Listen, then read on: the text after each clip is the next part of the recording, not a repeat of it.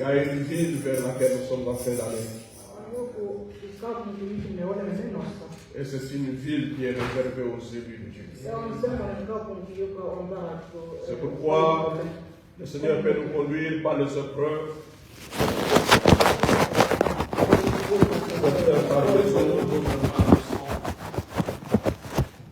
Certains par les eaux, d'autres par le sang.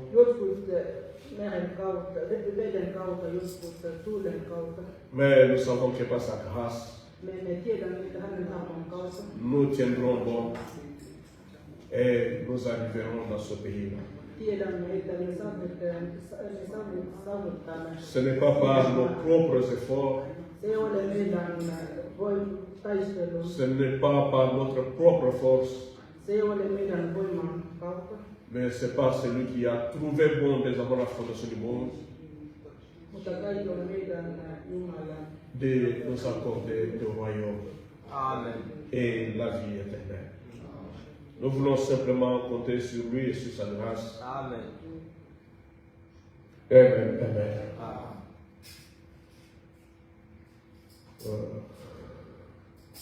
Nous allons passer à l'écoute de la parole.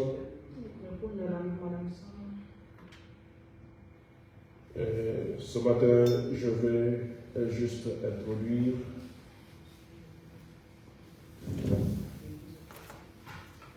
le sujet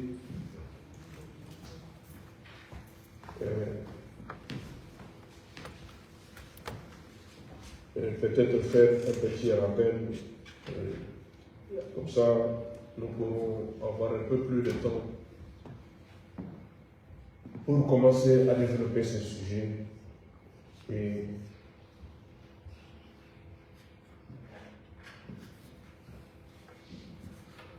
il s'inscrit dans la suite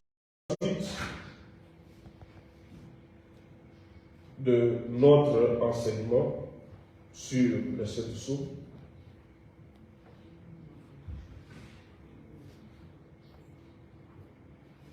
Et il est intitulé, comme le prophète de Dieu lui-même l'a intitulé, la brèche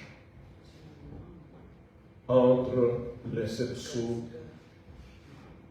et les âges de l'Église.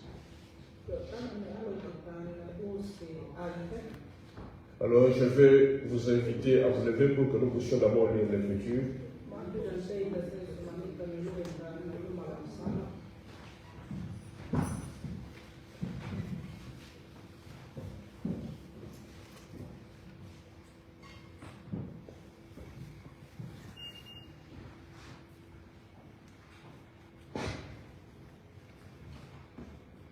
Nous allons lire l'Écriture dans le livre d'Apocalypse, au chapitre 5.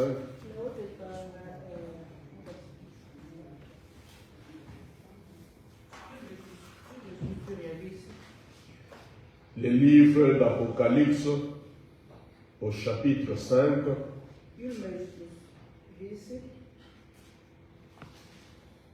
Est-ce que chacun a retrouvé cela dans sa Bible?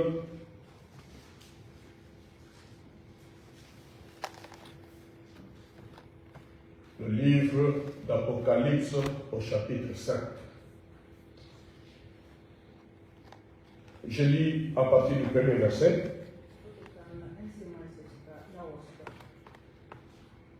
Puis je vis dans la main droite de celui qui était assis sur le trône un livre écrit en dedans et en dehors, scellé de 7 sceaux. Et je vis un ange puissant qui criait d'une voix forte: qui est digne d'ouvrir le livre et d'en rompre les sceaux? Et personne dans le ciel, ni sur la terre, ni sous la terre, ne put ouvrir le livre ni le regarder. Et je pleurais beaucoup de ce que personne ne fut trouvé digne d'ouvrir le livre ni de le regarder. Le vieillard me dit: ne pleure point. Voici les lions de la tribu de Juda, les rejetons de David, a vaincu pour ouvrir les livres et c'est 7 sceaux. Et je vis au milieu du trône et de 4 êtres vivants, et au milieu de vieillards, un agneau qui était là comme immolé. Il avait 7 cornes et 7 yeux, qui sont les 7 esprits de Dieu envoyés par toute la terre. Il vint et il prit les livres de la main droite de celui qui était assis sur le trône. Et quand il eut pris les livres, les 4 êtres vivants et le 24 vieillards se prosternèrent devant l'agneau, tenant chacun une harpe et des coupes d'or remplies de parfums qui sont les prières de saints. Et il chantait un cantique nouveau en disant: tu es digne de prendre le livre et d'en ouvrir les sceaux, car tu as été immolé et tu as racheté pour Dieu par ton sang des hommes de toute tribu, de toute langue, de tout peuple et de toute nation. Amen. Tu as fait d'eux un royaume de sacrificateurs pour notre Dieu, et ils régneront sur la terre. Amen. Seigneur, merci pour ces écritures. Nous nous attendons maintenant à toi, Père, pour que tu puisses, Seigneur Jésus-Christ, les vivifier au Dieu de gloire dans nos âmes. Et pousse-la, Père éternel. Interprète-nous ta parole. Enseigne-nous ta parole, éternel. Et lorsque le Saint-Esprit soit réellement à l'œuvre, afin que le but pour lequel tu nous as amenés ce matin à cet endroit, Seigneur Jésus-Christ, puisse, ô Dieu, être atteint. Nous voulons t'abandonner nos cœurs, nous voulons t'abandonner notre compréhension, nous voulons nous abandonner entièrement entre tes mains, pour que Dieu, notre Père Céleste, tu traites avec nous, ô Seigneur Jésus, et tu puisses, ô Dieu, notre Père, te glorifier au travers, Seigneur, de ta parole, Père. Que ton nom soit loué, que ton nom soit béni, pour la gloire de ton nom. Ô Seigneur Dieu, je le demande ainsi avec foi, dans le merveilleux nom du Seigneur Jésus-Christ. Amen. Amen.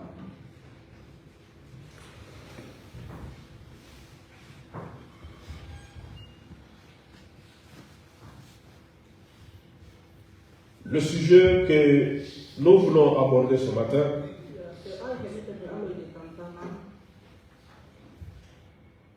l'enseignement que nous sommes en train de voir maintenant. Je suis personnellement conscient qu'il s'agit de choses qui sont très très difficiles.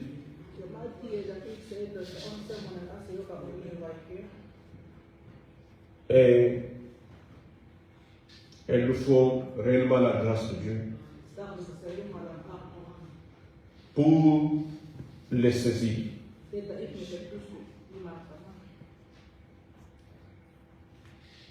De plus en plus, on se rend compte que nous prêchons la parole. Les gens donnent l'impression de se réjouir de la parole. On a l'impression que les gens comprennent ce qu'on prêche. On a l'impression que les gens reçoivent la parole. Mais après, on se rend compte que les gens n'ont jamais saisi réellement la portée de cette parole. Et ça, nous pouvons le voir dans leur manière d'agir, dans leur manière de réagir, dans leur façon de se comporter. Et parfois, vous vous demandez, mais est-ce que ces gens réellement, ils ont compris la parole ou ils n'ont pas saisi la parole?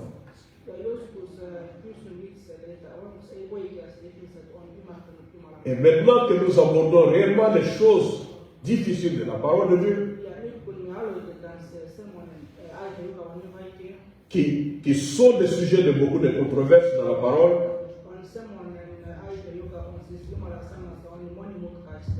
on est conscient que pour les uns, ça va passer au-dessus de leur tête. Et pour les autres, ça passera en dessous de leur tête. Mais j'ai confiance que pour ceux qui sont des élus de Dieu, ils saisiront et comprendront le message que Dieu a voulu adresser à son Église.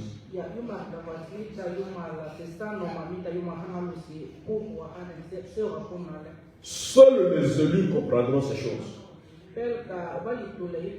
Seuls les élus comprendront le messager du temps de la fin. Seuls les élus comprendront la portée de la parole. Ne vous y trompez pas, mes frères, mes sœurs. On peut voir des gens dire Amen, crier Amen.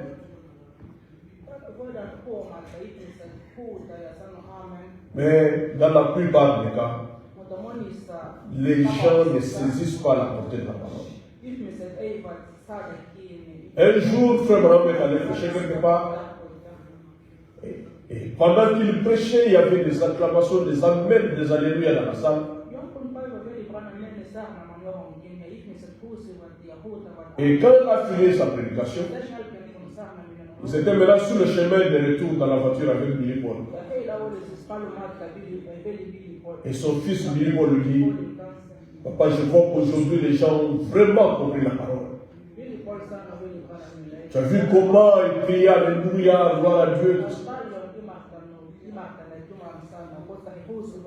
Et William Brown le regarde. Il lui demande, Billy, est-ce que tu as écouté la parole? Est-ce que tu as compris la parole?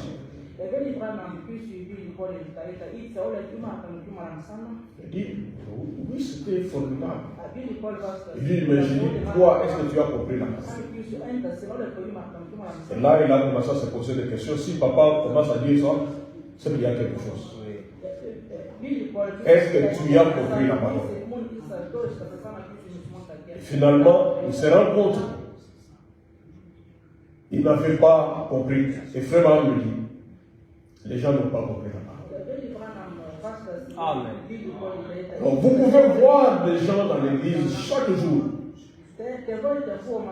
en train de crier Alléluia, de crier Alléluia, de dire Amen. Mais c'est vraiment un grand mystère.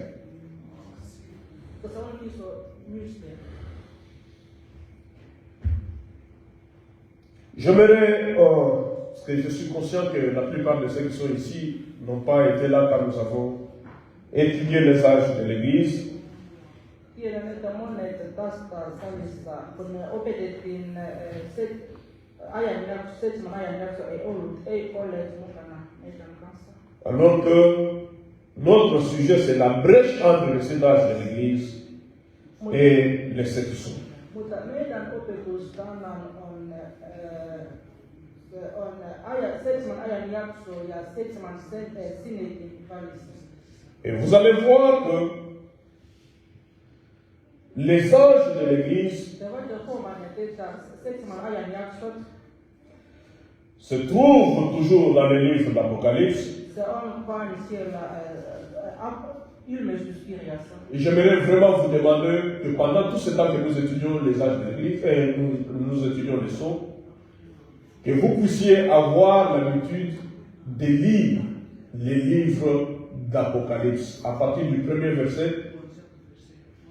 Et vous lisez ça chaque fois pour que vous puissiez entrer réellement dans l'esprit et comprendre de quoi nous sommes en train de parler. Mä kehotan teitä sillä ajalla, kun me opetellaan tämä 7 sinetti, teidän pitäisi olla sellainen tapa, että te luette ilmestyskirja melkein joka päivä kotona. Parce que si vous ne le faites pas, ça va être vraiment difficile que vous puissiez vous représenter de quoi nous sommes en train de parler.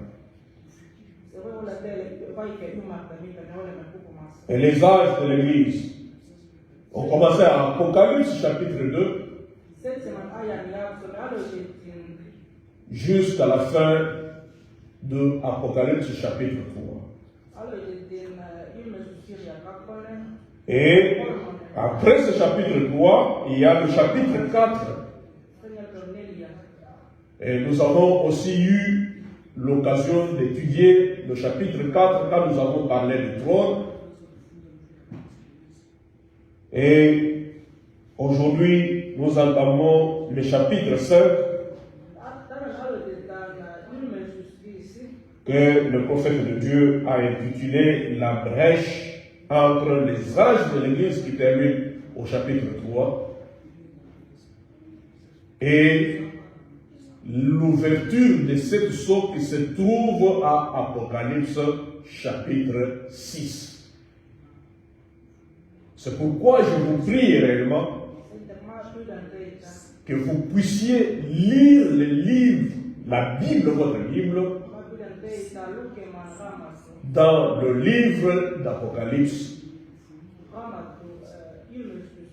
Et cela vous permettra de vous situer par rapport aux Écritures. Mais, comme rappel, la fois passée, nous avons vu que Dieu s'est caché et il s'est révélé dans la simplicité.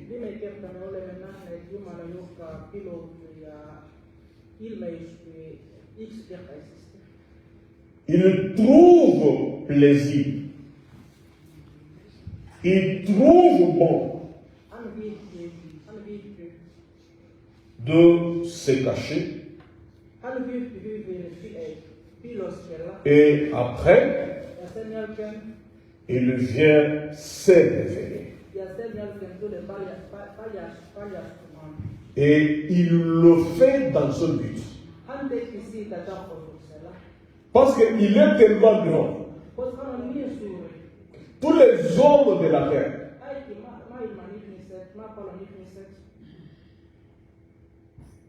croient que s'il y a un Dieu qui a créé le ciel et la terre,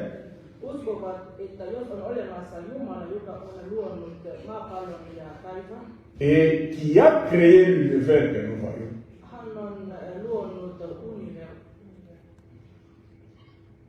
c'est qu'il ne peut être qu'un grand Dieu. Parce que ce qu'il a fait est grand, ce qu'il a fait est merveilleux, et personne d'autre ne peut faire ce que lui il a fait. Alors, de ce fait-là, Si Dieu pouvait seulement se montrer quelque part, et que tout le monde pouvait le voir, je crois qu'il n'y aurait personne sur la terre qui ne puisse pas croire en Dieu. Est-ce que vous êtes d'accord avec moi?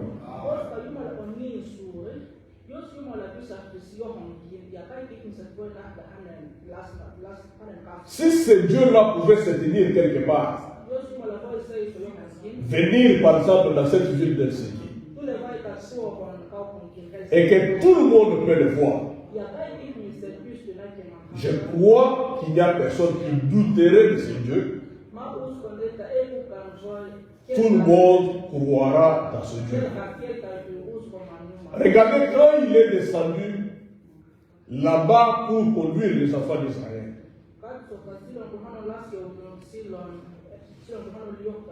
Et qu'ils l'ont vu descendre sur la montagne. Dans toute sa grandeur et toute sa puissance. Il n'y a eu personne alors qui pouvait douter de Dieu. Est-ce que vous voyez ça? Ce n'est pas que tous les enfants d'Israël qui étaient sortis de l'Égypte étaient de la sémence de Dieu. Parmi eux, il y avait aussi de la sémence du serpent. Parmi eux,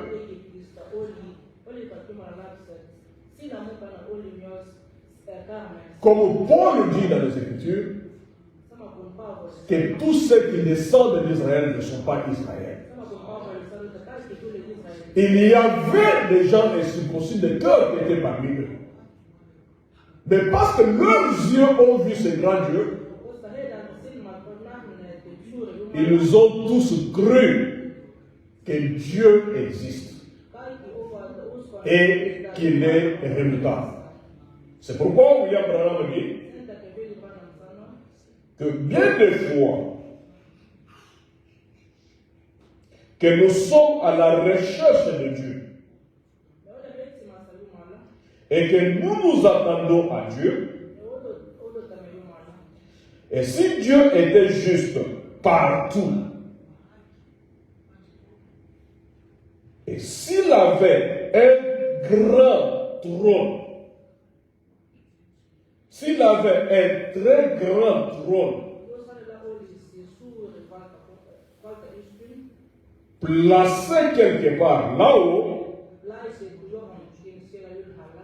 tout le monde croirait alors en Dieu. Si le monde entier pouvait voir un grand trône descendre du ciel, Dieu descendre du ciel et s'asseoir sur ce trône-là, tout le monde croirait en Dieu. N'est-ce pas vrai? C'est vrai. Tout le monde en voyant cela, il croirait en Dieu. Si Dieu était assis sur un grand trône,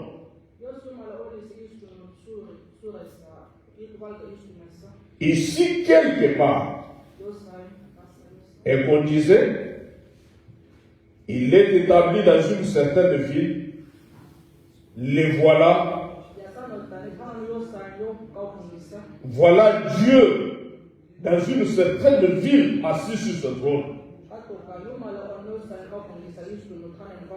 Et aller auprès de lui. Eh bien, tout le monde le croirait.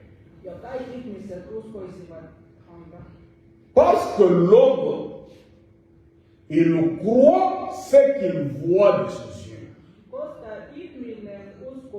Est-ce que nous sommes d'accord? Je vais y aller vraiment doucement, doucement. Je suis conscient que nous abordons maintenant des choses réellement très difficiles. Je crois que cette chose-ci existe parce que je la vois de mes propres yeux.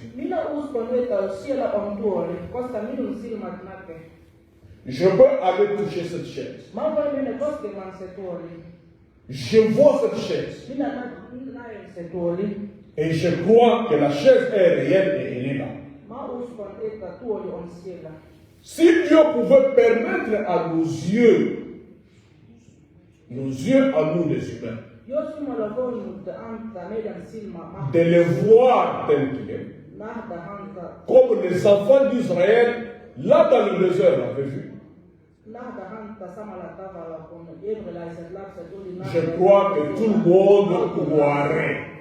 Uskon, että kaikki Tout le monde accepterait cela. Alors, si nous pouvons le voir de nos yeux, Jos me voimme nähdä häntä meidän silmällä, à ce moment-là, nous n'avons plus besoin de la foi parce que nos yeux ont vu. Amen. silloin ei tarvitse uskon. Est-ce que vous comprenez ça? Amen. Parce que nos yeux ont vu. Koska meidän silmät, Alors, à ce moment-là, nous n'avons plus besoin d'avoir la foi. silloin ei tarvitse uskoa, Parce que la chose est réelle. koska se asia on. À ce moment-là, la foi serait vaine. Elle ne servirait plus à rien. Ja silloin usko tulee sitten turha ja se ei auta mitään. Vous voyez ça? Amen. Donc on n'aurait plus besoin de la foi pour cela. Koska silloin ei tarvitse enää uskoa. Et il en sera ainsi dans le millénium. Parce que quand nous serons dans le millénium, Christ sera assis sur le trône de David, son père. Et nous le verrons. Vous comprenez ça? Amen. Parce que nous aurons des corps semblables à son corps. Ja siellä Jumala on läsnäolossa. Nous aurons des corps semblables à son corps.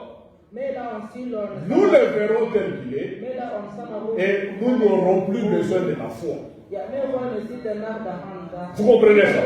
Nous n'aurons plus besoin de la foi. Ei tarvitse silloin. Parce que la chose même que nous croyons est devenue une réalité devant nous. Koska se asia, mikä me uskotaan, sitten tulee.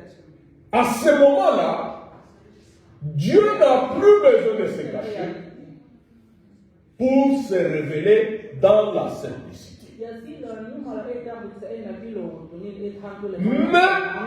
Maintenant, Mutta nyt Dieu veut des gens qui peuvent croire en lui. Mutta nyt Jumala tarvitsee semmoisia ihmisiä, jotka voi uskoa. Dieu a besoin des gens qui ont de la foi pour croire. Jumala tarvitsee semmoisia ihmisiä, jotka pitäisi olla uskomus niitä uskoa. C'est pourquoi Sen takia il ne peut pas simplement venir de cette manière-là, s'asseoir sur un grand trône pour que tout le monde puisse le voir. Amen. Est-ce que vous voyez ça? sen takia nyt Comme il a besoin de gens qui peuvent croire en lui, sen takia Jumala ei voi nyt tulla sillä alors il se cache kaikki ihmiset näkee et se révèle dans la simplicité. hän tarvitsee meidän uskoa. Et c'est dans cette simplicité-là, que ceux qui ont la foi, ils peuvent maintenant le voir et croire en lui. Jumala tulee yksinkertaisesti sen takia ihmiset, ketkä voivat uskoa sitten usko Jumalaan. À ce moment-là, Silloin ce n'est plus une question de voir avec nos yeux naturels, ei tarvitse meidän silmät niin, että me uskomme. mais c'est une question de le voir avec les yeux spirituels par la révélation. Ja silloin tarvitsee meidän henkilöinen silmä.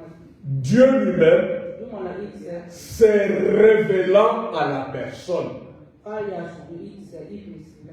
Il s'est caché de tout le monde Hän on piiloutunut kaikille muille ihmisille. pour pouvoir se révéler à ceux qui ont été destinés et prédestinés à le voir. Ja hän tulee sitten itse paljastumaan hänen lapsille, ketä oli jo valittu. Ça m'a dit. Veli Branham sanoi. Mais maintenant, alors la foi serait vaine on n'aurait pas du tout besoin de la foi. Ce sera ainsi dans les milléniums.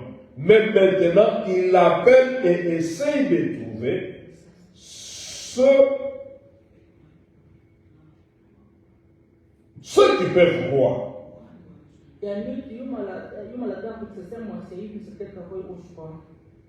Il appelle et essaie de trouver ceux qui peuvent croire. Cela paraît mystérieux et obscur, et vous ne savez que faire, mais par la foi, nous croyons cela. C'est pourquoi il en est ainsi. Donc vous voyez ça? Amen. Dieu a besoin de gens qui peuvent croire des choses qui paraissent mystérieuses, obscures, qu'on ne peut pas comprendre. Mais c'est lui qui le révèle et il le révèle à qui il veut le révéler. Est-ce que vous êtes avec moi? Quand Dieu donne sa révélation, cette révélation-là n'est pas destinée à tout le monde. Regardez que le Seigneur Jésus-Christ était avec les apôtres. Lorsqu'il leur a demandé, mais que dit-on de moi, le Fils de l'homme? Et il n'y avait qu'une seule personne à ce moment-là qui a reçu la révélation. Nous pouvons être tous des enfants de Dieu, mais recevoir la révélation, chacun à son tour. Il y a des choses qu'aujourd'hui je ne peux pas comprendre, mais que Dieu peut me révéler plus tard. Alors qu'il les a déjà révélées à quelqu'un d'autre, qui les a déjà bien comprises, et qui avance avec cette révélation-là. C'est la manière de faire de notre Dieu. Alors je donne tout ceci en toile de fond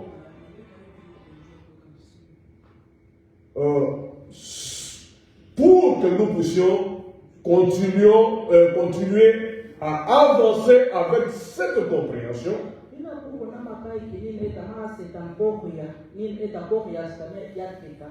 que ces choses, nous les recevons simplement par la révélation. Amen.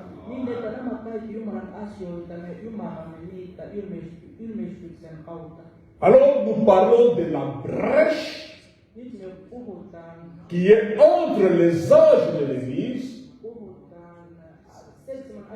et les sept sceaux qui sont dans le livre d'Apocalypse chapitre 6. Et qu'est-ce qu'on appelle une brèche? La brèche, c'est quoi? La brèche,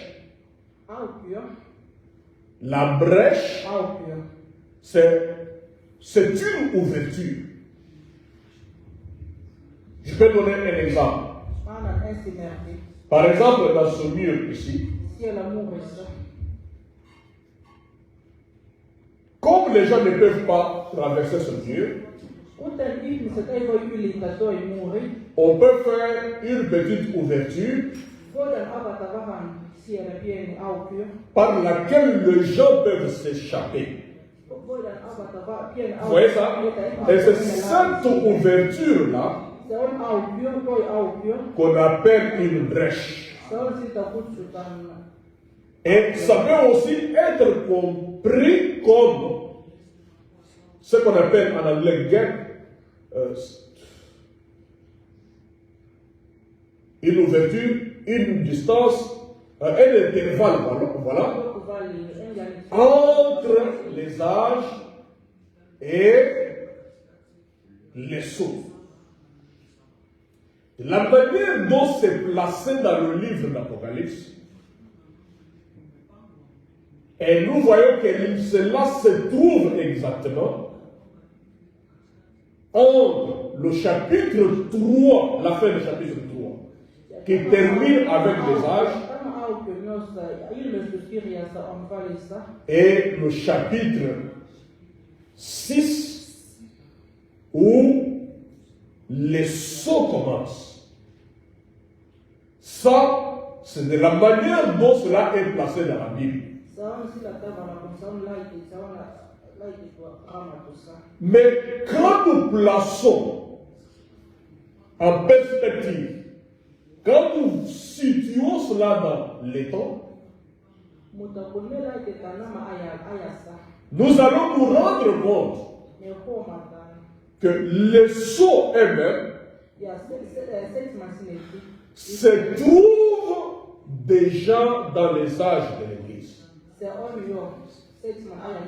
Vous prenez le premier sceau jusqu'au quatrième sceau quand nous allons étudier cela. Vous allez voir, vous allez vous rendre compte.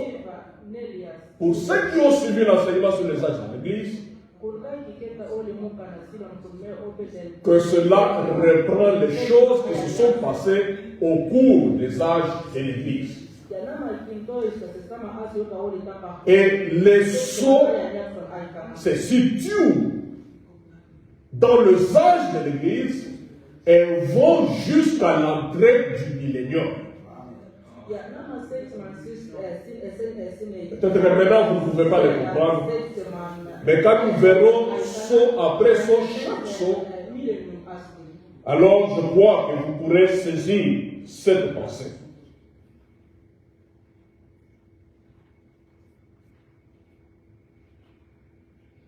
Alors, un peu comme un petit rappel,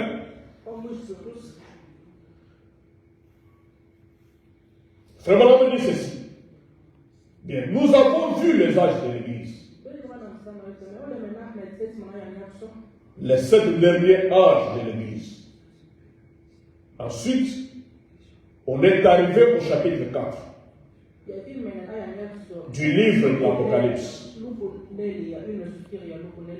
Qu'est-ce que c'est que l'Apocalypse?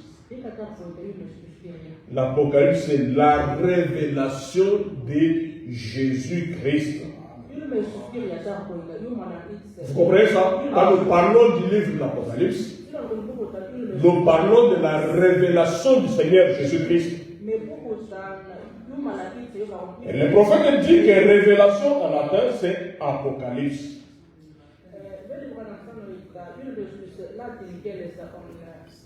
Ce qui signifie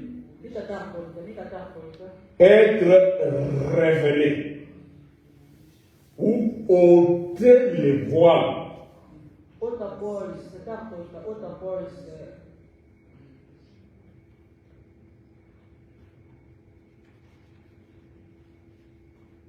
Je vais ici illustrer. Ici, j'ai mon téléphone qui est couvert de ce papier ici. Est-ce que vous voyez ça? Regardez ceci.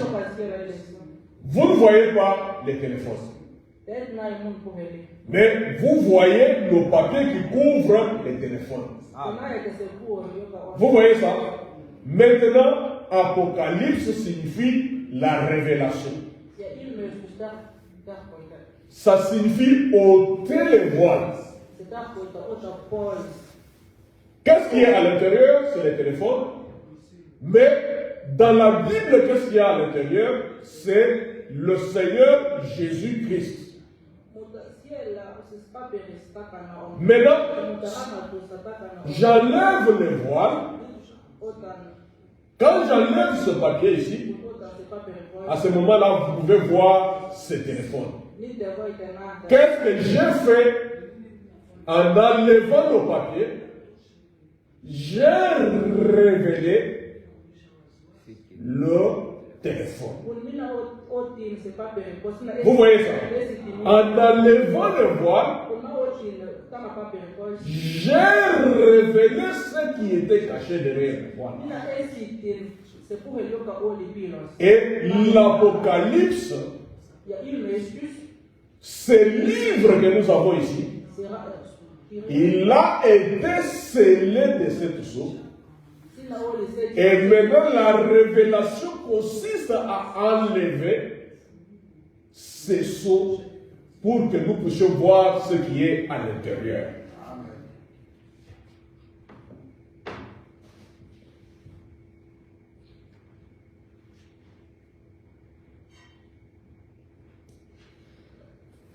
La révélation de Jésus-Christ, c'est lui qui était, qui est et qui vient. Il est la racine et le rejeton de David. Alors, si vous allez à la maison faire ce que je vous ai demandé de faire, c'est-à-dire prendre le livre d'Apocalypse, les lire, et nous avions déjà lu avec vous le chapitre 4 quand nous avons étudié les trônes. Et qu'est-ce que nous avons vu là-bas? Nous voyons qu'au chapitre 4, après que les âges de l'Église sont terminés, au chapitre 3, au chapitre 4, Jean entend une voix qui lui dit, monte ici. Est-ce que vous voyez ça? Jean entend une voix qui lui dit, monte ici. Et Jean a été enlevé dans l'esprit. Et il est monté au ciel pour commencer maintenant à voir les choses que Dieu voulait lui montrer. Et le prophète de Dieu dit que c'est au chapitre 4 que l'Église a été enlevée. Amen.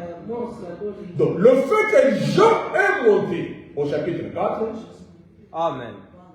Jean était le type de l'Église. Amen. Jean représentait l'Église et Jean représentait aussi le messager du temps de la fin.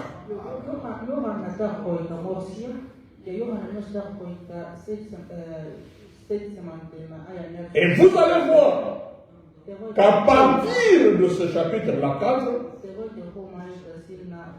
on ne parle plus de l'Église en tant que telle dans l'Apocalypse jusque dans le chapitre 19. Jean, l'Église est enlevée au chapitre 4 et l'Église revient au chapitre 19 où elle vient avec le Seigneur Jésus-Christ. Pour faire quoi? Pour entrer maintenant dans le millénium.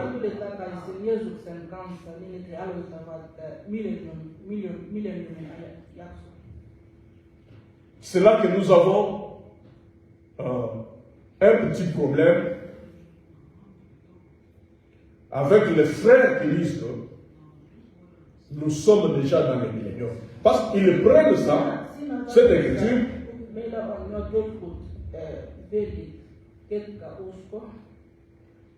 et ils disent que l'enlèvement a déjà eu lieu depuis le chapitre 4.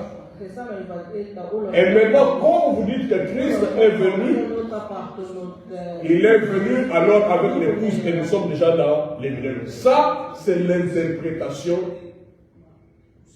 Ça, c'est sa propre interprétation, sa propre compréhension de la parole de Dieu. Parce que quand nous regardons même dans la Bible, après ce chapitre 4, on nous parle des sceaux. Vous voyez ça? Amen. Or, les sceaux nous ramènent encore dans les âges de l'Église. Pas seulement dans les âges de l'Église, mais nous amènent même au niveau de l'enlèvement, dans les tribulations, et jusqu'à l'entrée du millénium. Et si vous lisez le livre de l'Apocalypse, vous verrez que à l'Apocalypse 10, il y a l'ange puissant qui descend. Vous verrez que dans l'Apocalypse 11, il y a les deux prophètes qui viennent, Élie et Moïse. Oh là, le chapitre 11, c'est déjà après l'enlèvement de l'Église. Et vous allez à l'Apocalypse 13, vous allez voir l'avènement, la montée des Roms papales. Ça nous amène déjà très loin dans les âges de l'Église. Vous verrez là-bas la montée des États-Unis. Ça nous ramène déjà dans les années 1700 et quelques. Vous voyez ça? Donc nous ne pouvons pas dire que après le chapitre 4, où Jean est monté au ciel, alors toute cette période-là, donc c'était déjà l'enlèvement, l'épouse était déjà partie. Ça c'est une compréhension qui est basée sur sa propre interprétation. Mais ce n'est pas ce que la Bible nous montre.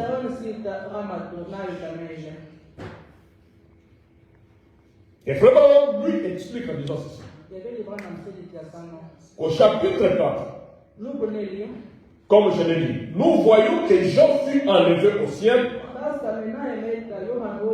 après qu'il eut vu les âges de l'Église. Et au chapitre 3 de l'Apocalypse, nous voyons la fin de l'âge de l'Église, lequel s'achève avec l'âge de la Odyssée. L'âge de l'Église tiède. Ensuite, nous voyons qu'immédiatement après cela, Jean fut enlevé au ciel en esprit.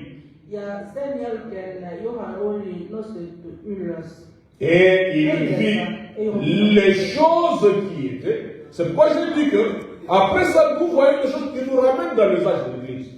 Il vit les choses qui étaient et celles qui devaient venir, ainsi que les choses qui avaient été. Nous voyons que l'Église n'apparaît plus qu'au chapitre 19.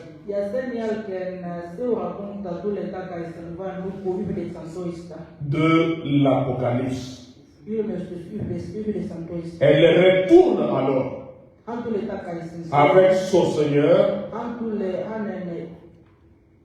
glorieusement lavé dans le sang.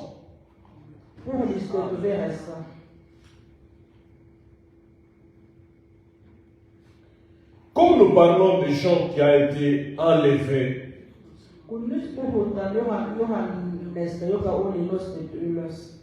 et c'était le type de l'enlèvement de l'Église. Maintenant, ceux qui disent que nous sommes déjà là, nous sommes déjà enlevés, ils nous prennent les types pour l'antitype.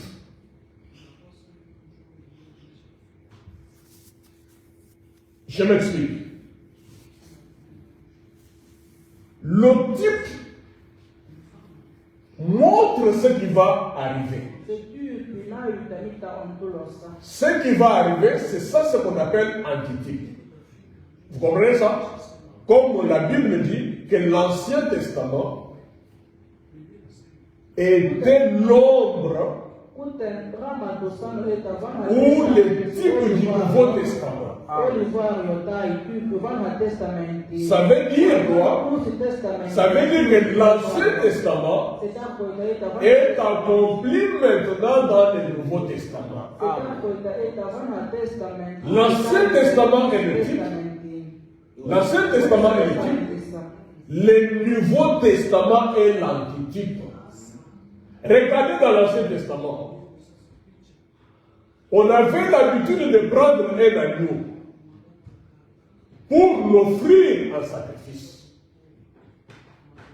Cet agneau-là qu'on offrait en sacrifice était le type du Seigneur Jésus-Christ qui devrait maintenant être offert pour ôter nos péchés.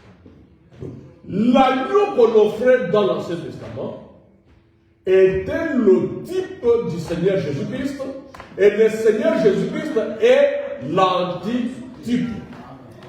Est-ce que vous voyez la différence entre le type et l'antitype? Donc, les types représentaient ce qui devait se faire en réalité. Or, Jean, il a vécu dans le premier âge de l'Église. Vous comprenez ça? Il ne pouvait pas, l'Église ne pouvait pas être enlevée dans le premier âge de l'Église parce que il y avait encore cet âge de l'Église qui devait venir après ça. Mais Jean a été enlevé comme une préfiguration, comme un type qui montrait que l'Église devait être enlevée à la fin des âges de l'Église. Regardez que dans le type, quand est-ce que la voix dit à Jean de monter? C'est au chapitre 4, après qu'il ait annoncé, jusqu'à la fin du chapitre 3, les âges de l'Église, et après qu'il ait annoncé les âges de l'Église, au chapitre 4, il est enlevé. C'était un type. Mais il fallait maintenant que les âges de l'Église, au cours des temps, soient vécus par l'Église, qui arrive jusqu'à la fin, pour qu'elle soit maintenant enlevée. Je suis conscient que c'est des choses difficiles, vous ne comprenez pas.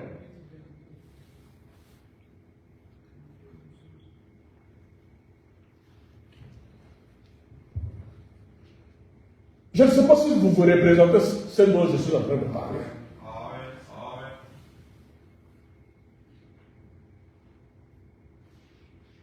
Quand Jean était sur la terre avec le Seigneur Jésus-Christ, vous savez que le Seigneur l'aimait beaucoup. Et chaque fois qu'ils étaient ensemble avec les autres apôtres, lui, il aimait beaucoup se coucher, mettre sa tête sur le sein du Seigneur Jésus-Christ. Et le Seigneur l'aimait beaucoup. Imaginez, comme nous sommes là avec Frère Charles, vous voyez déjà que c'est un adulte. Et chaque fois qu'il est à côté du Seigneur Jésus-Christ, il se couche, il met un peu sa tête sur le sein du Seigneur Jésus-Christ. Cela montre qu'il y a une relation particulière entre lui et le Seigneur Jésus-Christ. Vous voyez ça? Donc, c'est quelqu'un que le Seigneur Jésus-Christ aimait beaucoup. Alors, les disciples, les autres apôtres, ayant remarqué que le Seigneur aime beaucoup Jean, ils se sont approchés de lui. Ils lui ont demandé, Maître, qu'est-ce qui arrivera à Jean? Qu'est-ce qui arrivera à Jean parce que tu l'aimes beaucoup? Vous voyez ça? Et le Seigneur leur dit que vous importe. Si je veux que Jean demeure jusqu'à ce que je revienne. C'est dans les Écritures. C'est dans les Évangiles. Je vois que vous avez l'habitude de lire votre Bible. Il dit, mais que vous importe, si moi je veux que Jean ici reste jusqu'à ce que je vienne.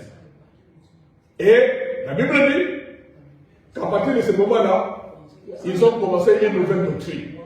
Vous voyez que les histoires de doctrine ici, ça n'a pas commencé aujourd'hui. À partir d'un petit rien là, les gens peuvent former une doctrine tout autour et commencer à faire beaucoup de bruit avec ça. Et le prophète dit qu'une doctrine a commencé à partir de ce moment-là, que Jean, lui, ne mourra jamais. Il va demeurer sur la terre jusqu'à ce que le Seigneur revienne. Or, le Seigneur n'avait pas dit qu'il va demeurer jusqu'à ce que je revienne. Mais il avait dit, qu'importe si je veux qu'il demeure jusqu'à ce que je revienne. Mais comme ces paroles à lui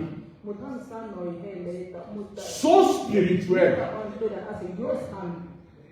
ce n'est pas quelque chose que vous pouvez interpréter avec votre pensée charnelle. Voilà ce que la pensée charnelle a fait. Elle a commencé une doctrine que Jean ne mourrait pas. Mais la parole était spirituelle et le Seigneur l'a accompli effectivement de cette manière-là. Regardez comment le Seigneur a accompli cette parole. Il a gardé Jean de tous les apôtres du Seigneur Jésus-Christ. Jean est le seul qui est resté sur la terre.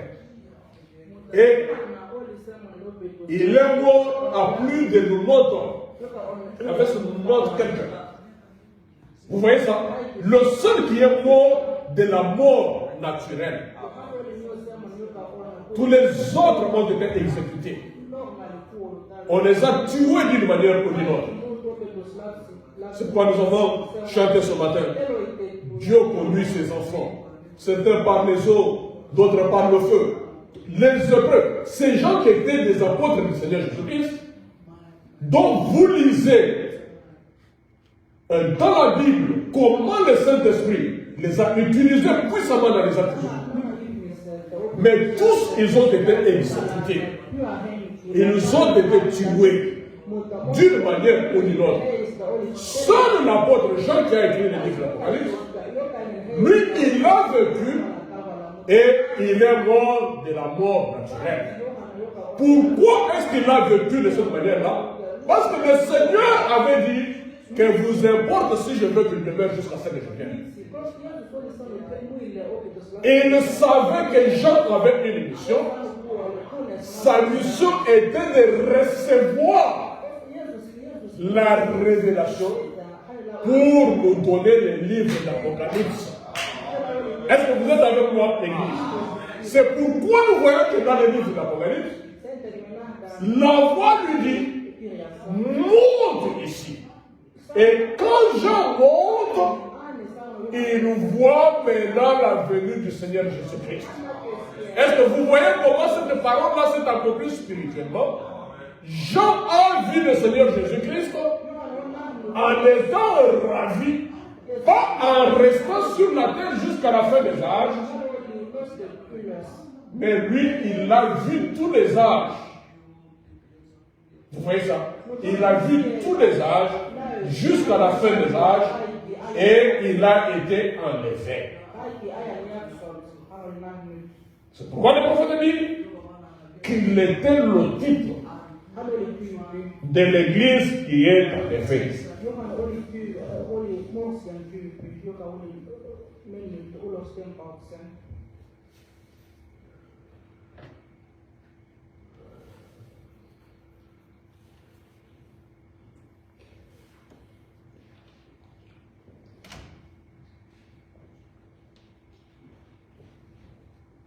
C'est que le prophète de Dieu il dit, mais Jean, il fut enlevé dans le ciel et qu'il vit tout ce qui a différé depuis ce temps-là jusqu'à la venue du Seigneur.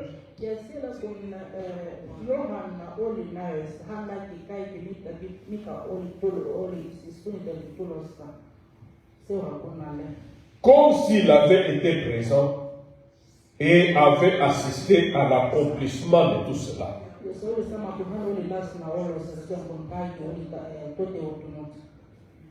Et puis, le chapitre qui vient juste après commence avec l'ouverture de ces sceaux. C'est pourquoi le chapitre 5 est considéré comme une brèche. Je suis toujours en train de vous définir ce que c'est que la brèche, parce que nous parlons de la brèche qui est entre les âges de l'Église et les sceaux. Et vous comprenez bien que les sceaux sont au chapitre 6, vous voyez, et au chapitre 5, c'est là qu'il y a la brèche. Une ouverture par laquelle on peut entrer pour voir ce qu'il y a eu dans les âges de l'Église et ce qui va arriver vers la fin jusque dans les milléniums. Ce qu'on fait mal dit que le chapitre 5 est considéré comme une brèche, une ouverture entre les 7 âges et les 7 sceaux et les 7 sceaux. L'une des choses les plus remarquables sur laquelle j'aimerais attirer votre attention,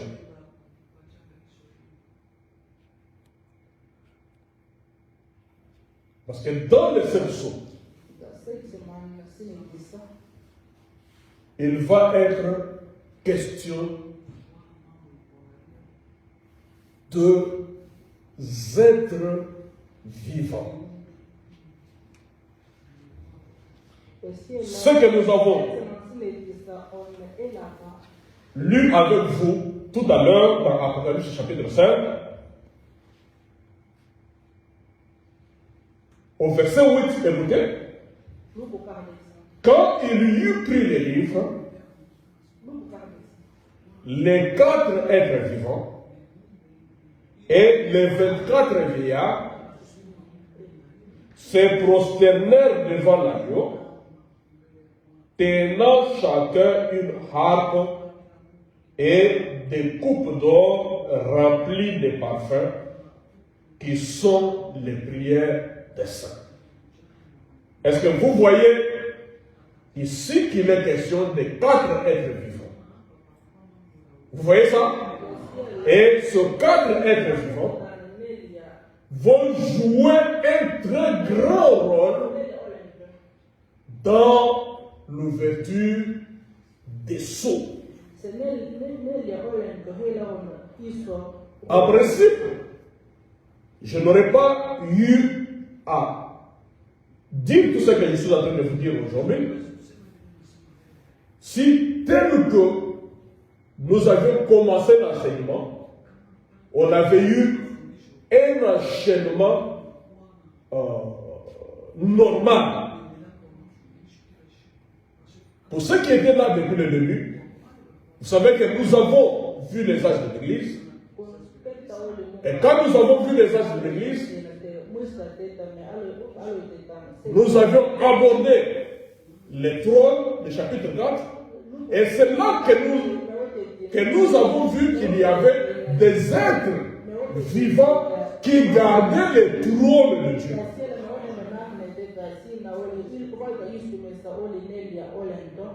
Malheureusement, le coronavirus est passé par là et on a eu le confinement et tout.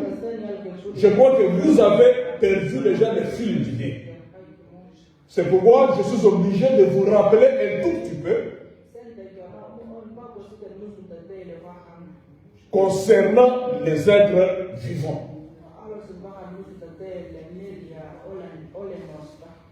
Là, quand Jean monte au ciel, qu'est-ce qu'il voit? Il voit maintenant les trônes de Dieu.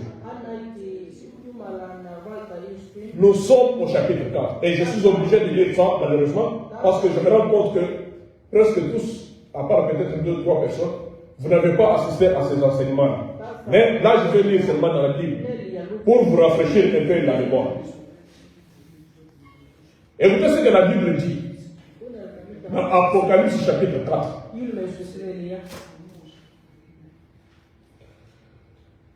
Après cela, je regardais et voici une porte était ouverte dans le ciel.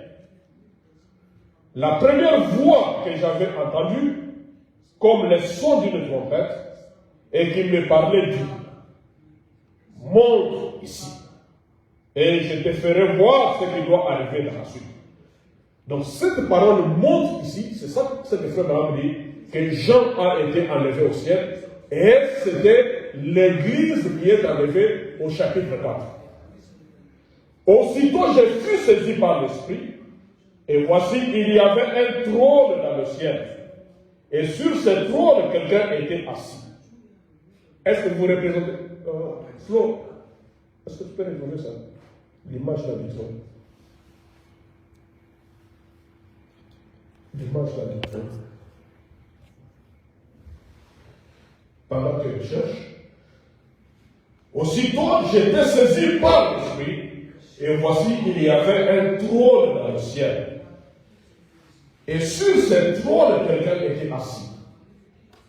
Celui qui était assis avait l'aspect d'une pierre de jaspe et de sandalwood. Et les trônes étaient environnés d'un arc ancien, semblable à de l'émeraude. Et autour du trône, j'ai vu 24 trônes, et sur ces 24, il y avait 24 vieillards assis, revêtus de vêtements blancs, et sur leur tête, des couronnes d'or. Du trône sortent des éclairs des voix de tous les tonnerres, et devant les trônes brûlent 7 lampes ardentes, qui sont les 7 esprits de Dieu. Il y a encore devant les trônes comme une mer de verre, semblable à du cristal. Et au milieu du trône et autour du trône, il y a 4 êtres vivants remplis de Dieu, devant et derrière. C'est ça qui m'intéresse. Vous voyez qu'autour de ces trônes, il y a 4 êtres vivants qui sont remplis de Dieu. Ils avaient les yeux un peu partout, devant et en arrière. Et ce sont ces êtres vivants qui vont jouer un grand rôle au cours des âges de l'Église. Et leur rôle, ce qu'ils ont fait au cours des âges de l'Église, c'est cela qui va nous être révélé dans les 4 premiers sous. C'est pourquoi je reviens sur ces choses pour que vous compreniez de quoi nous allons parler. Est-ce que vous êtes avec moi, Église? Donc, les 4 êtres vivants ici vont jouer un grand rôle. Nous les avons retrouvés ici au chapitre 5, à partir du verset 8. Quand il eut pris les livres, les 4 êtres vivants et le 24 vieillards se prosternèrent devant l'agneau, tenant chacun une harpe et des coupes d'or remplies de parfums, qui sont les prières des saints. Mes chers amis, quand je vous dis que nous sommes en train maintenant de parler de choses difficiles, c'est parce que nous sommes dans le temps de l'accomplissement de ces choses. Figurez-vous que Jean a vu cela au 1er siècle. Vous voyez ça, vers les années 97 ou quelque chose comme ça. 97, quelque chose comme ça. Aujourd'hui, nous sommes en 2022. Mais l'accomplissement des choses que nous avons vues avec vous ici, nous allons voir que l'agneau qui se lève et prend les livres. Vous voyez ça? Jean regarde et il entend la voix qui dit: qui est digne de prendre le livre et d'en rompre les sceaux?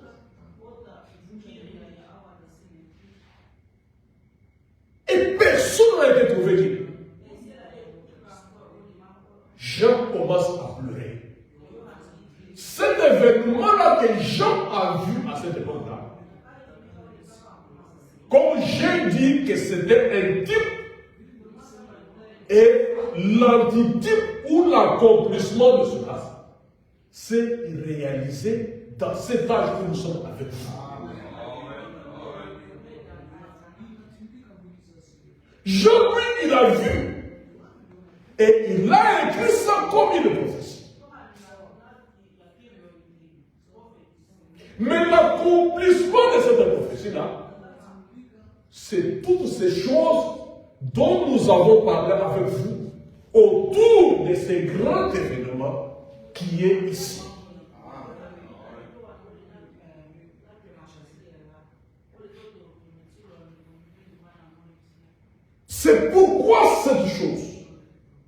ce grand événement qui est arrivé dans cet âge est quelque chose de réellement très, très, très important. C'est ça même le fondement, le cœur du message du temps de la fin. Parce que c'est à partir de l'accomplissement d'Apocalypse 10 que nous voyons l'ange puissant qui descend avec les livres qui étaient scellés de cette sceaux pour pouvoir maintenant le révéler à l'Église. Dieu a pris un homme, Jean, parmi tous ceux de sa génération, pour lui montrer ce qu'il allait faire. Et aujourd'hui, Dieu a pris un homme, parmi tous ceux de sa génération, pour lui montrer l'accomplissement de sa parole, des choses qu'il a faites dans ce monde. C'est réellement très important, les chers amis. Imaginez que les êtres vivants dont nous parlons avec vous, ils ont proclamé, il est dit. Il est dit, l'agneau. La lumière. Oui, on peut, pour vous permettre de bien voir. Parce que c'est très important que vous ayez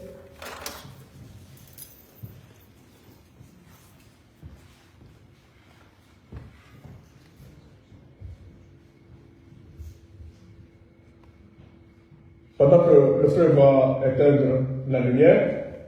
Donc ça, c'est ce que Jean a vu. Il dit, quand il le regarde, il voit quelqu'un qui est assis sur le trône. Vous voyez ça? Jean, il voit quelqu'un. Ça, c'est le livre d'Apocalypse 4 maintenant. Est-ce que tout le monde regarde cette image?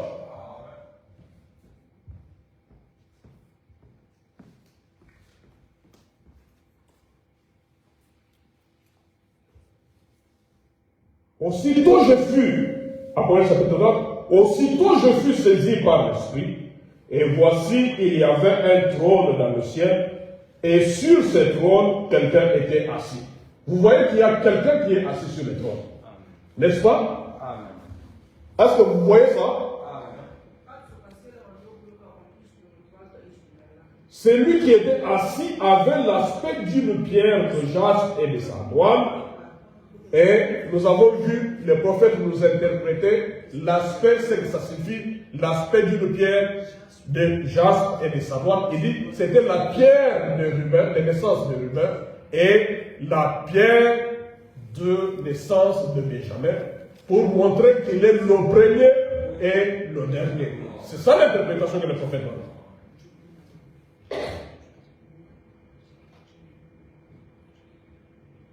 Au chapitre 4, autour du trône, j'ai vu 24 trônes, et sur ces trônes, 24 vieillards assis, revêtus de vêtements blancs, et sur leurs têtes de couronnes d'or. Vous voyez, ce que vous voyez en blanc là, ça fait 24 trônes sur lesquels sont assis les vieillards, qui environnaient les trônes là au ciel.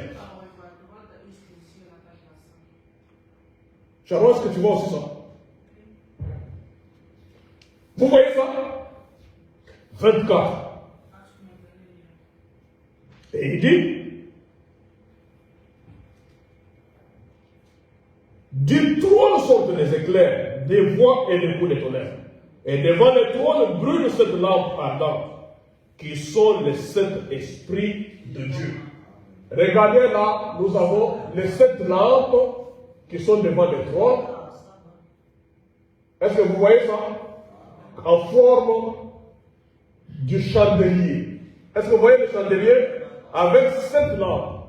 Et ce chandelier, c'était juste devant le trône.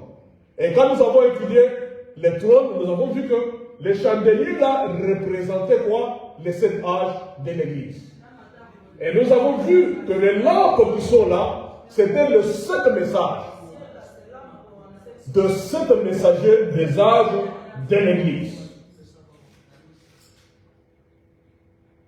Il y a encore devant le trône comme une mer de verre. La mer, là où on a écrit Sea of Glass, c'est juste devant. Vous voyez, en dessous des pieds de celui qui est sur le trône. Oui, juste là. Il y avait là comme une mer de glace.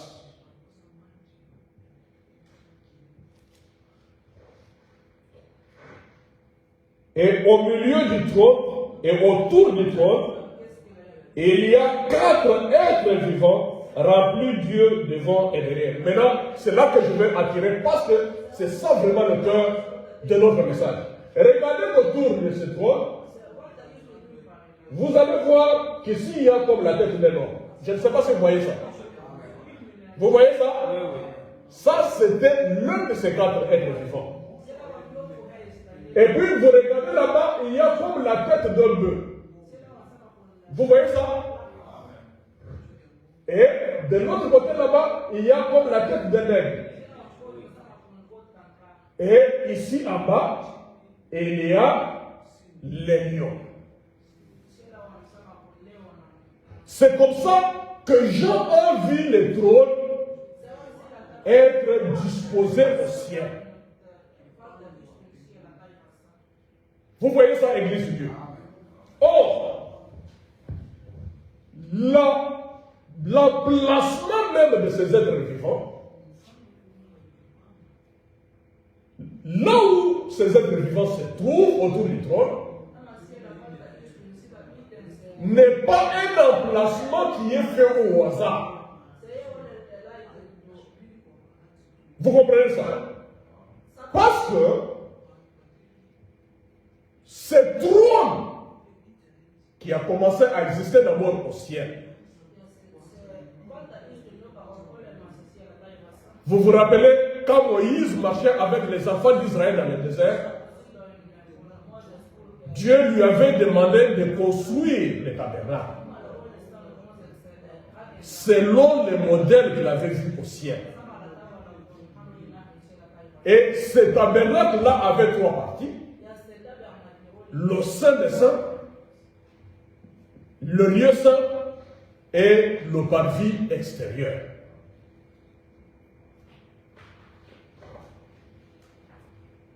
Et le parvis extérieur.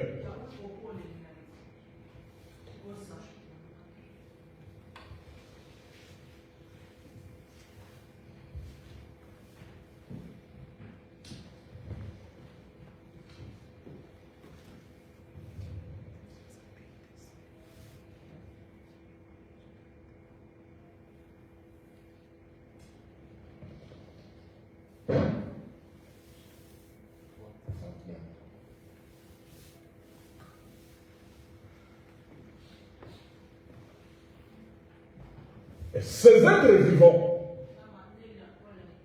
dont nous sommes en train de parler avec vous, Frère Branham dit qu'ils ne sont pas des anges.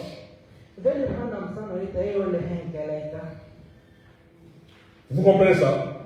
Ce ne sont pas des anges. Mais ce sont des êtres vivants.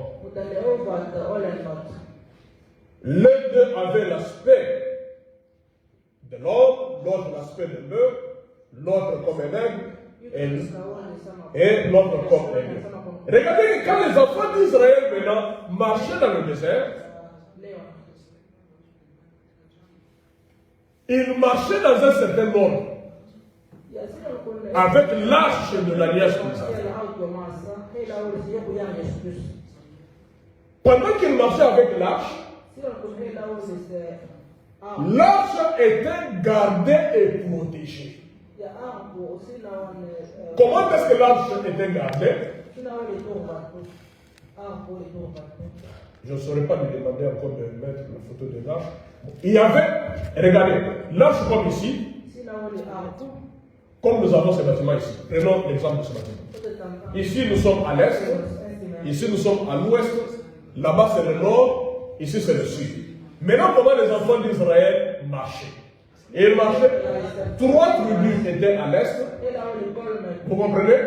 3 tribus étaient au sud, 3 tribus étaient à l'ouest et 3 tribus étaient au nord. Or, les enfants d'Israël, ça faisait 12 tribus des enfants de Jacob. Maintenant, quand ils marchaient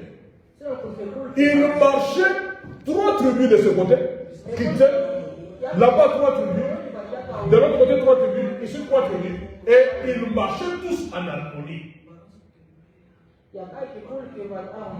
Il n'y a que 4 directions dans lesquelles vous pouvez aller, soit à l'est, soit à l'ouest, soit au nord, soit au sud. Et ils étaient en train de marcher en harmonie dans tous ces lieux. Direction pendant qu'ils étaient en train d'avancer. Maintenant, tous ces 3 tribus avaient une tribu qui faisait la tête des 3 tribus, ou une tribu qui était comme chef. Vous comprenez ça? Alors, à l'est, c'est là qu'on trouvait la tribu de Juda avec 2 autres tribus. Le chef de ces 3-là, c'était la tête de ces 3 tribus, c'était la tribu de Juda. Vous comprenez ça? Or, la tribu de Juda, son symbole, c'est les lions. Regardez quand Jacob commence à bénir ses 12 fils. Il dit à Juda que toi tu es comme un jeune lion qui vient du carnage. Et notre Seigneur Jésus-Christ, il est le lion de la tribu de Juda. C'est pourquoi la tribu de Juda avait la royauté en Israël. Ne pouvait devenir roi que celui qui venait de cette tribu-là. Quand Saül est devenu roi en Israël, lui, il n'était pas de la tribu de Juda. Pourtant, c'est lui qui avait été indiqué par le prophète. C'est lui sur qui il y avait l'option. Mais Dieu a fait en sorte qu'il parte de la royauté pour être remplacé par qui? Par David. David qui était de la tribu de Juda, afin que la royauté des royaumes puisse revenir maintenant à Juda. Et c'est de cette lignée-là que le roi, le Seigneur Jésus-Christ est venu. Parce que Dieu avait dit à David qu'il aura un successeur. Et le royaume ne quittera jamais, l'esprit ne quittera jamais un Juda. C'est pour ça que nous allons le retrouver dans le millénium. Christ, le fils de David, assis sur le trône pour toujours. Parce que le royaume, c'est pour Juda. Alors, Juda était la tête à l'est qui gardait l'arche de l'alliance. Maintenant, regardez au sud. Au sud, il y avait aussi 3 tribus. Mais la tête de ces 3 tribus, la tête de ces 3 tribus était Ruben. Vous vous rappelez que Ruben était le premier fils de Jacob. Mais regardez là où il se trouve. Lui, il se trouve au sud, en bas. Et frère Branham dit qu'il représentait l'homme. C'est pourquoi ici, nous avons l'homme qui est en bas. Est-ce que vous voyez ça? Le lion est là à l'est, l'homme est ici, au sud. Pourquoi est-ce que Ruben représente l'homme? C'est parce que Ruben représente la faiblesse de l'homme.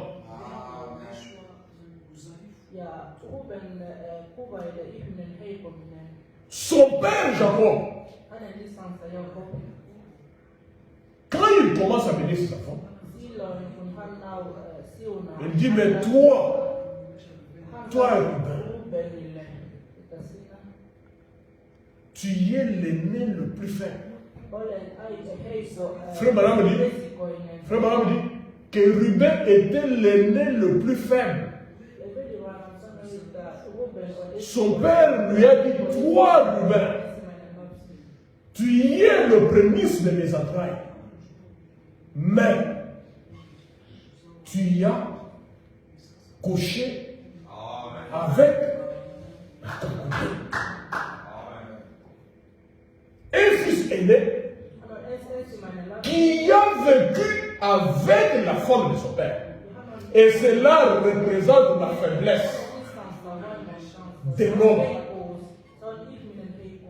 Il est là en bas, en train de veiller sur le trône. Vous comprenez ça? Maintenant, quand nous allons de l'autre côté, à l'ouest, il y avait 3 tribus. Et le chef de cette tribu-là, c'était Ephraïm. Et Ephraïm représentait le bœuf, ou le labeur, le dur labeur, quelqu'un qui aimait beaucoup travailler. Et au nord, il y avait 3 tribus.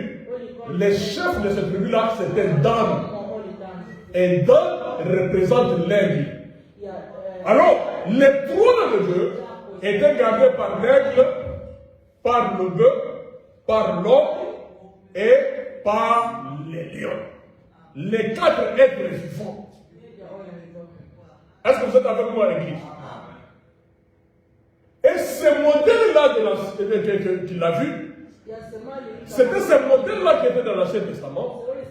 Et le prophète de Dieu dit, ce modèle-là de l'Ancien Testament se retrouve également dans le Nouveau Testament. Qu'est-ce que l'arche dans le Nouveau Testament? L'arche dans le Nouveau Testament, c'est le livre des actes du Saint-Esprit. C'est pourquoi William Branham dit que les livres des actes, ce ne sont pas les actes des apôtres, mais ce sont les actes du Saint-Esprit. Et regardez que c'est cela-là qui est aussi gardé par 4 gardiens, 4 êtres vivants. Et ces 4 êtres vivants sont les 4 évangiles. Vous comprenez ça? Dans les 4 évangiles, chaque évangile soutient chaque écrivain. Matthieu, Marc, Luc et Jean, chacun d'eux soutient la véritable évangile du Seigneur Jésus-Christ et le acte du Saint-Esprit. Maintenant, ces 4-là, Matthieu représente les lions. Marc représente le bœuf. Luc représente l'homme. Et Jean représente l'aigle. Ce sont eux qui sont en train de garder ce trône dans le Nouveau Testament.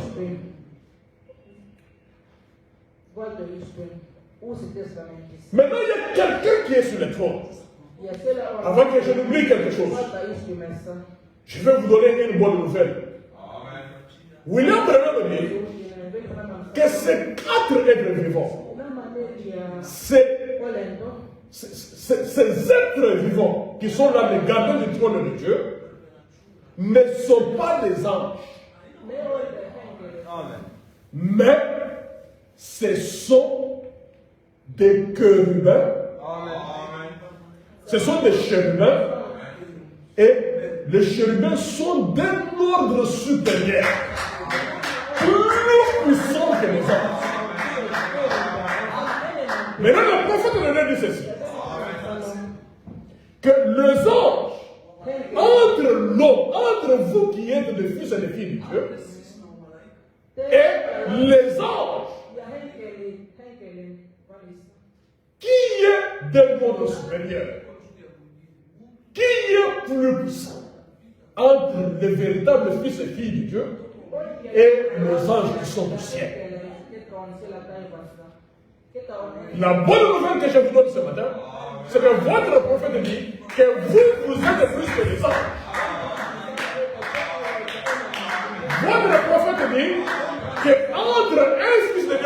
de Dieu, qui se présente devant Dieu pour demander quelque chose. Et l'ange qui se présente de Dieu pour demander quelque chose, c'est lui que Dieu va exaucer, c'est son propre fils. Parce que les anges sont des serviteurs qui sont à votre service. Les anges sont à votre service. Mais beaucoup de croyants, pour qu'ils se sentent vraiment qu'il a fait une expérience avec Dieu, ils désirent voir l'ange. Alors que lui, il est plus que l'ange.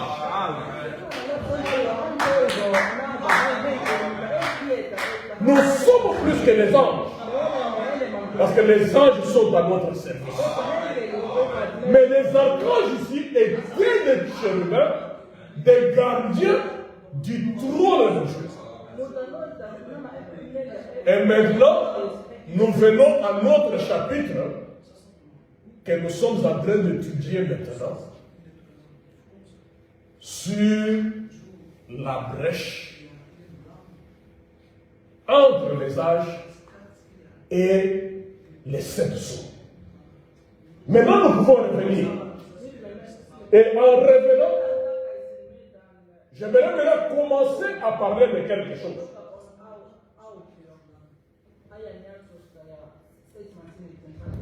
Je peux maintenant parler de quelque chose. Je relis encore le chapitre 5, premier verset. Puis je vis dans la main droite de celui qui était assis sur le trône un livre écrit en dedans et en dehors, scellé de 7 sceaux. Nous sommes en train d'étudier sur les 7 sceaux. Et où est-ce que nous voyons les 7 sceaux que nous sommes en train d'étudier? Nous les voyons ici. Celui qui était sur le trône, il tenait un livre, mais ce livre-là était scellé de 7 sceaux.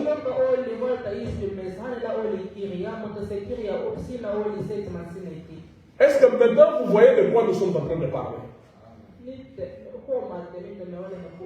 Est-ce que maintenant vous comprenez de quoi nous sommes en train de parler en parlant de cette sceaux?